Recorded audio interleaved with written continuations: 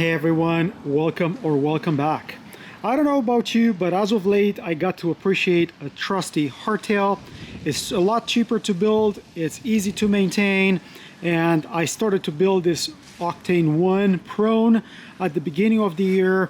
I looked at the frame and I told you that I was impressed by the quality for the money, but here it is, fully built. So let's take a closer look at it. And I must admit that the first thing that attracted me to the Octane 1 was the price that I could find online. If you remember, these frames are built by NS Bikes. They are well known for their dirt jumpers. And this one, it's a fairly modern geometry frame. You're talking about the 66-degree head angle. You have a short chainstay at 425. The seat tube is a 74.5. The top tube is kind of what you would expect for the size, and the reach is not too long, not too short. This is built around 120 millimeter fork, which is kind of welcome for a hardtail for me, because an enduro hardtail, it kind of doesn't make any sense. 120 millimeter 29er hardtail, it makes all the sense in the world.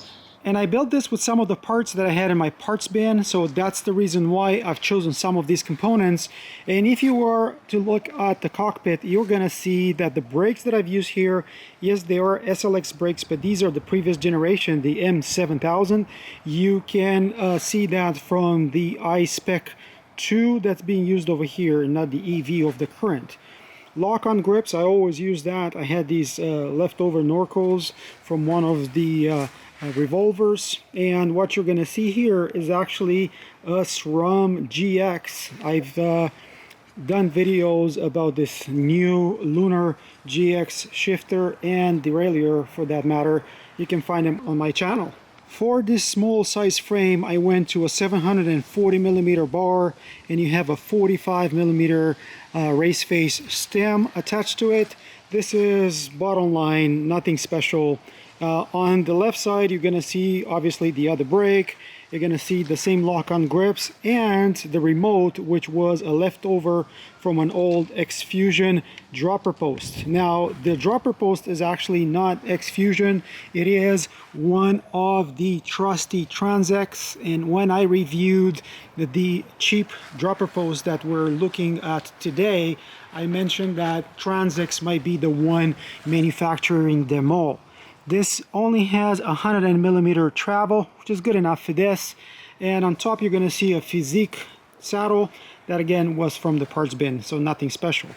34.9 millimeter seat clamp. Remember, you don't get this, but I am probably going to replace this seat clamp with one of these, the bomb that I've used on one of my recent builds. I mentioned that I like the seal here around the seat tube, and also you have this little tongue that will cover that crack in your frame, so it's much better suited for using it off-season or in muddy or wintry conditions. That's an internally routed dropper post, and just like all the other cables here, they're all routed outside.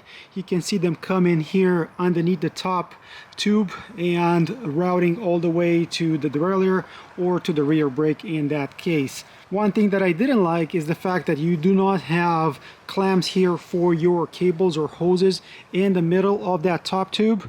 That's why this is just a piece of electrical tape to just keep them together. Otherwise, they were just rattling around or moving out of the frame. It looked pretty nasty. The top cap kind of gives you an idea of what headset I installed over here. This is an IS, so integrated 4252 tapered headset. The frame is tapered, and you have 105 millimeter head tube length over here. And that kind of takes me down to the fork, which is nothing else but the RockShox Recon. This is an air fork, and it does use that motion control damper, which is not the best that RockShox has. However, the fork is quite a bit cheaper that way. This is not too bad of a fork, 32 millimeter stanchions. You can see those anodized. These are steel stanchions. The only big problem with this is the weight. The fork comes in at about 2.4 kilograms as opposed to anything else that they offer, which would be down to under 2 kilograms. At the bottom of the fork here, you're gonna have the rebound adjuster. This is not the pretty one, it's a little flimsy plastic with 5 clicks. This is a 120mm 29er, as I mentioned, and it provides you quite a bit of clearance. These are 225 tires. You can see how much room I have around it here. And the minimum rotor for this is 160mm. You can see my spacer because I have used 180mm up front. You can see my XT rotors, so RT86. I have 180 front, 160 in the rear, and yes, I used the fin pads in the back. And if you look carefully, you're gonna see the trusty 350 hubs. These wheels came with one of my revolvers and I am reusing them this way. To go along with that is the stance arch.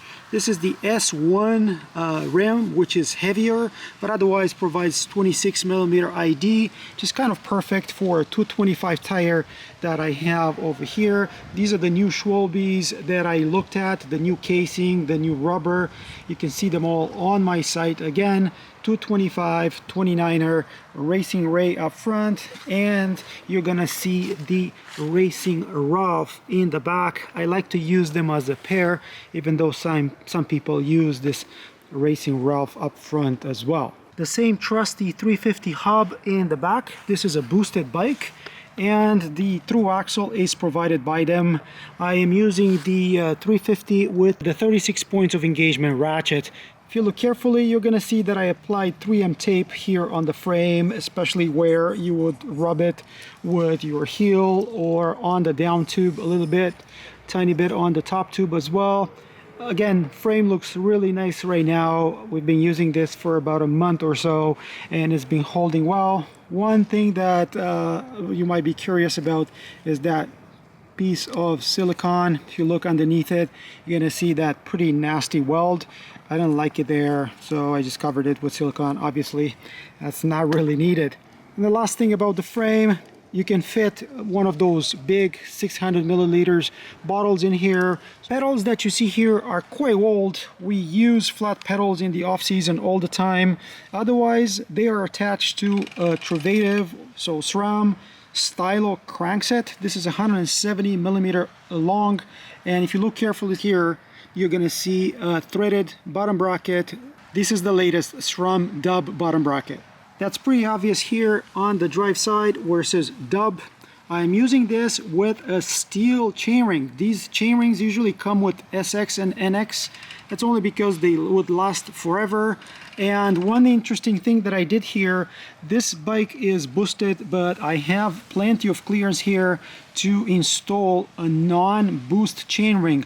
Why would I do that? Because I pushed my chainring so the chain line is at 49mm versus the 52 that Boost provides. It just makes it easier for the chain when it's in the lowest gears. That's an Eagle chainring, and with it I have a 12-speed SRAM chain.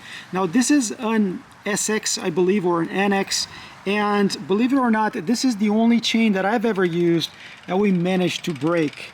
So if you look carefully here, yeah, that's the reason why I have 2 quick links, because it pretty much broke. That was my daughter using it, not me, so not a lot of power. I always said get the best chains you can find. Get XO1 or at least a GX chain if you can. Cassette is not Eagle, but is a 12-speed from SunRace. I reviewed this on my channel. It's 11 to 51. You would think is for a Shimano drivetrain. Well, let me tell you, in this combination with this GX, this is the new Lunar derailleur that I reviewed on my channel as well. In this combination, this drivetrain for some reason seems to be one of the smoothest drivetrains that I have today on any of my bikes. I assume you guys are going to ask me about backpedaling on that largest cog, and here it is. Again, this is 49mm chain line, not 52, even though this is a boost frame. And if you look carefully, it's okay up to a point. The good news is that this is not going to fall aggressively, so you're not going to really ruin your derailleur, in case you're wondering. Weight of the bike in the current configuration is about 28.6 or 7 pounds, and that is right at 13 kilograms. Keep in mind that this is with those fairly heavy pedals. The pedals themselves weigh over 500 grams. One thing that I have to admit is that I am kind of surprised the way this bike rides. It's pretty comfortable for the respective size. Again, it's not too extreme geometry wise, and overall it seems to be just a really nice bike. Highly recommend this frame if you want to build a beater bike or a winter bike or whatever the case might be. So what do you guys think? Are you interested in an Octane 1 Prone? Do you have any questions for me? Let me know in the comments below. If you found this useful, don't forget to like, subscribe, comment, and until next time, hope to see you folks on the trails. Cheers, guys. Cheers.